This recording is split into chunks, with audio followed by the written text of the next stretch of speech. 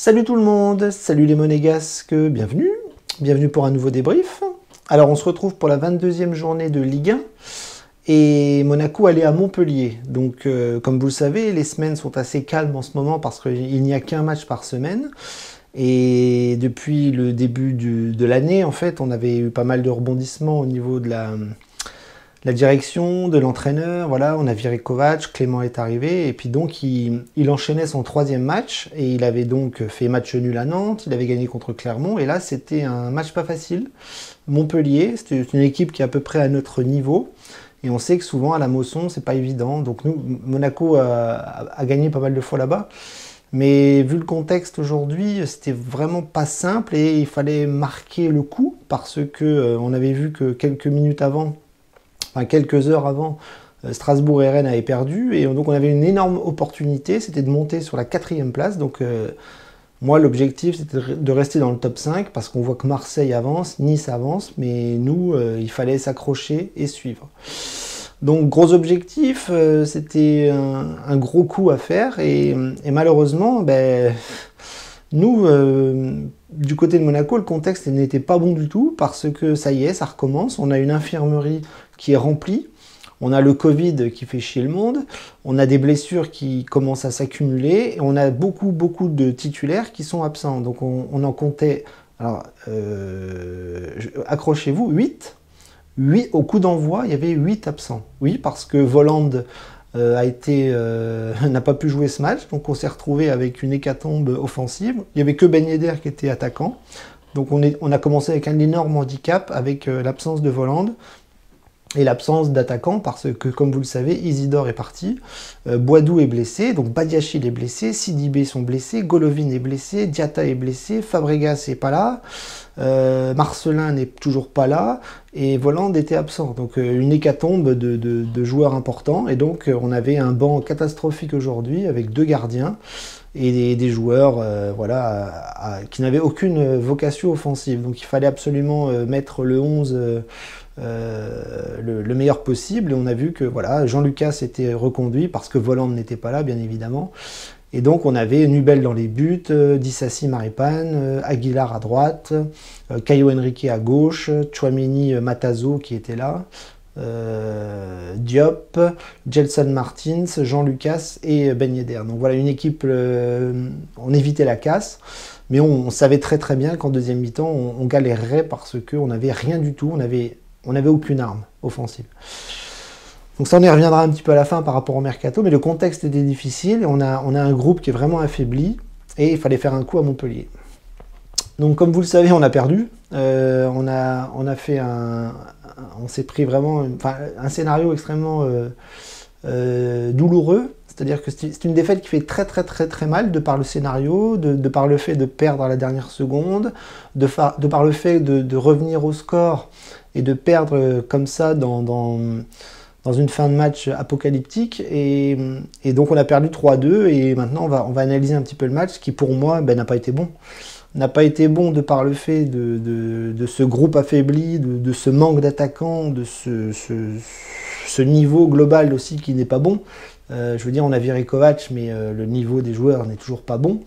Et on l'a encore vu aujourd'hui parce qu'on n'a pas réussi à s'imposer à la Mosson face à un Montpellier qui était pour moi largement prenable de par le niveau des deux équipes. Je pense que Monaco aurait pu largement s'imposer si on n'avait pas fait n'importe quoi. Et ce n'importe quoi, c'est en première mi-temps qu'on l'a fait parce qu'on s'est pris 2 buts très rapidement dans le match sur des erreurs défensives, les classiques, c'est-à-dire des défenseurs mal placés, des lignes qui se dispersent, des pertes de balles idiotes, un manque d'engagement, un manque de pressing, des erreurs techniques, 45 premières minutes complètement à la rue. Et donc on a pris le premier but, on a pris un deuxième but. Ben Yedder réussit à réduire la marque assez vite, mais on arrive à la mi-temps à 2-1 avec une prestation collective très moyenne, avec tous les problèmes qui persistent et aucune évolution vue avec le changement d'entraîneur pour l'instant. Donc c'est une catastrophe, et on se dit qu'en deuxième mi-temps, il va falloir limiter la casse parce que Clément n'a pas les armes offensives, Clément n'a pas le banc pour aller embêter Montpellier en deuxième mi-temps. Donc c'est l'équipe qu'il a mis titulaire qui va devoir aller faire le boulot, et puis après il va essayer de faire des changements ici et là. Ça a fonctionné parce que il a fait rentrer plusieurs joueurs, il a fait rentrer Vanderson, il a fait rentrer Fofana, il a fait rentrer Jacobs, il a fait rentrer le petit Thiago Ribeiro qui était appelé, il a fait rentrer je sais plus qui, mais en tout cas sur les rentrées qu'il a effectuées, il y en a une qui a fait beaucoup de bien, c'est Vanderson qui a égalisé. Oui, la recrue Vanderson a égalisé d'un très très beau but, ça il n'y a pas de souci. Il a été sublime, une reprise du pied gauche, petit filet, dans un moment où c'était compliqué, malgré le fait qu'on avait la balle et malgré qu'on essayait péniblement de trouver des occasions de but. Mais voilà, on égalise, on se dit que le 2-2 finalement sera un moindre mal. Et puis la catastrophe juste derrière, c'est-à-dire dans les 5 minutes qui restent, Monaco continue de mal défendre. Montpellier pousse un tout petit peu et Montpellier va réussir à marquer un but dans une défense complètement explosée, complètement à la rue.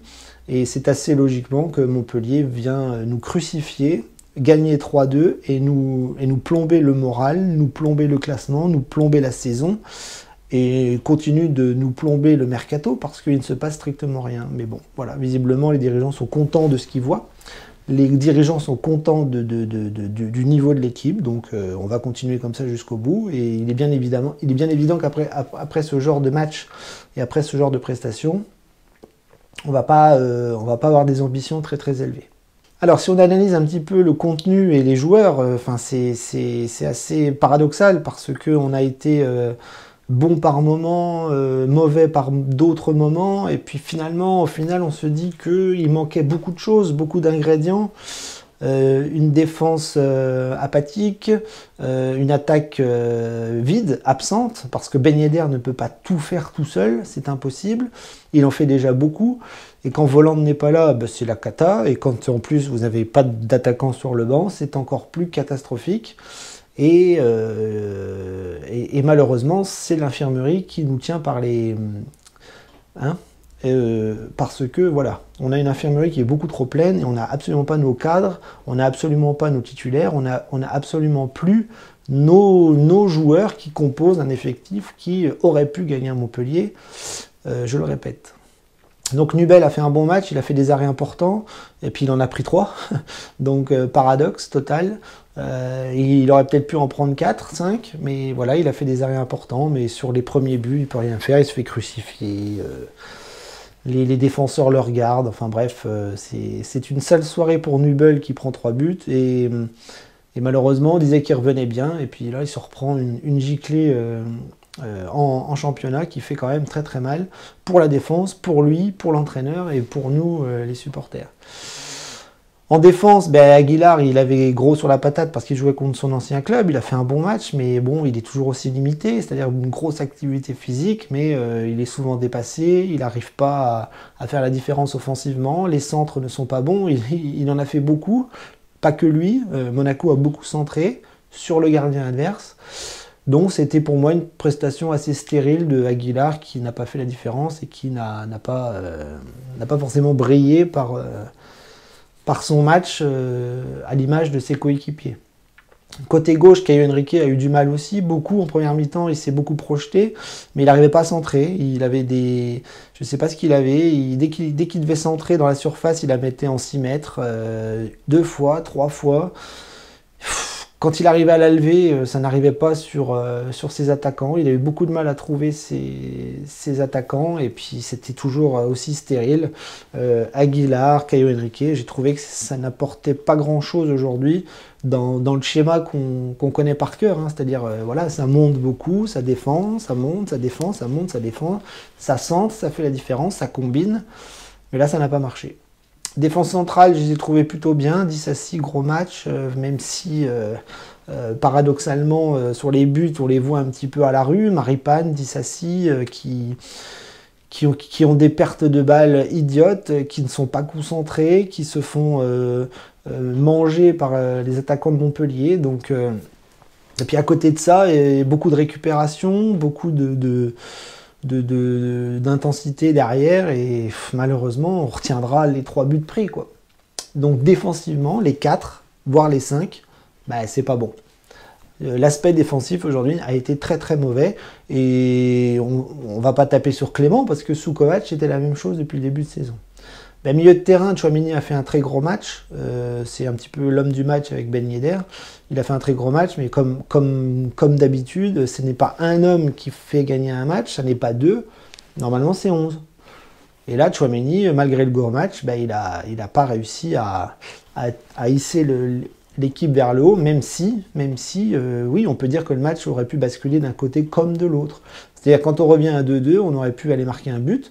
On a même eu une occasion avec Ben Yedder qui la foire, mais c'est Montpellier qui a la même derrière et qui va la mettre au fond. Voilà, c'est terrible, le foot c'est terrible, et quand on en est les victimes, ça fait très très très très mal.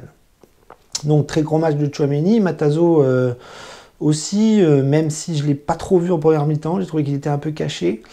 Un petit peu beaucoup de courses dans le vide, des récupérations difficiles, des projections vers l'avant pas toujours très soyeuses. Et donc voilà, j'ai pas trouvé que Matazo a fait un très grand match, contrairement à Tchouaméni qui pour moi lui était partout.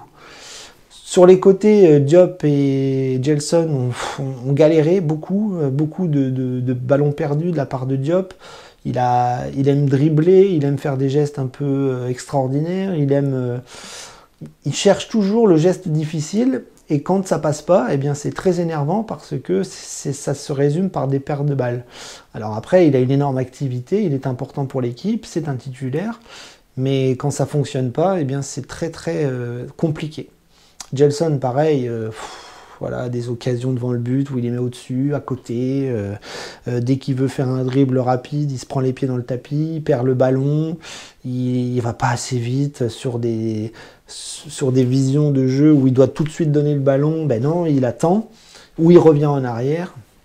Et ça donne toujours des prestations moyennes, mais on le sait. Gelson sera toujours un joueur moyen, on a compris. Et il faut arrêter de penser qu'il sera très très très bon un jour. Jean-Lucas, compliqué aussi, il n'a pas le niveau technique assez élevé pour moi, hein, pour être titulaire dans cette équipe. Je pense qu'il n'était pas prêt à jouer ce match-là, il a été appelé en urgence parce que Voland avait des soucis intestinaux, je crois.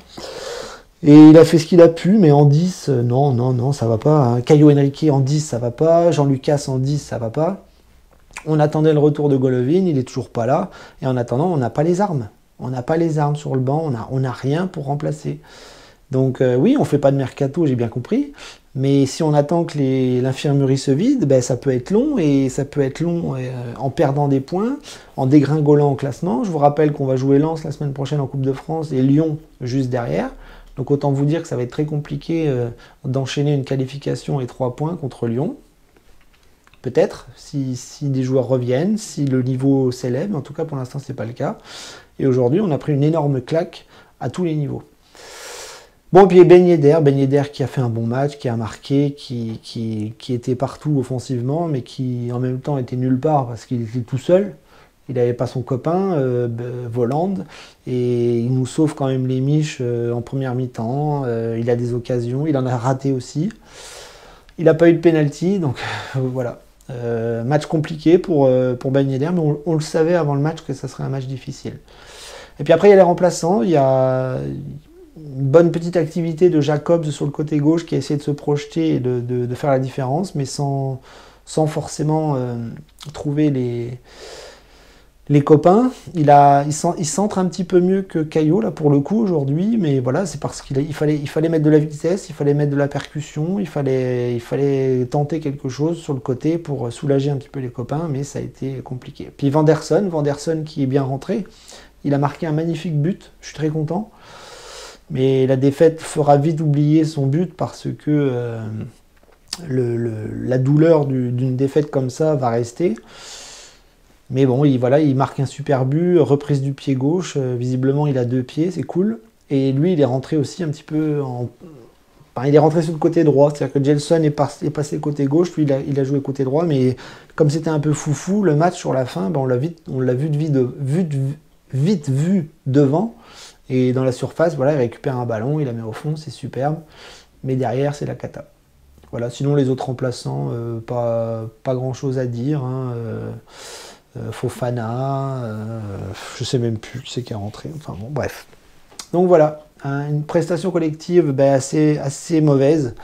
Parce que même si on est revenu à 2-2, la première mi-temps nous fera dire que les problèmes défensifs persistent. Et quand l'infirmerie se remplit, on n'a plus rien. Alors, je vais conclure par le fait que l'objectif de ce match est complètement raté. Voilà, il fallait accrocher le top 4, passer devant Strasbourg. Rennes et Strasbourg avaient perdu. Il fallait s'accrocher à Marseille et à Nice. Donc, c'est complètement raté. Donc là, j'ai plus trop envie de penser au podium. Maintenant, j'ai envie de penser au top 5. Il faut vraiment qu'on accroche le top 5 dans les semaines à venir.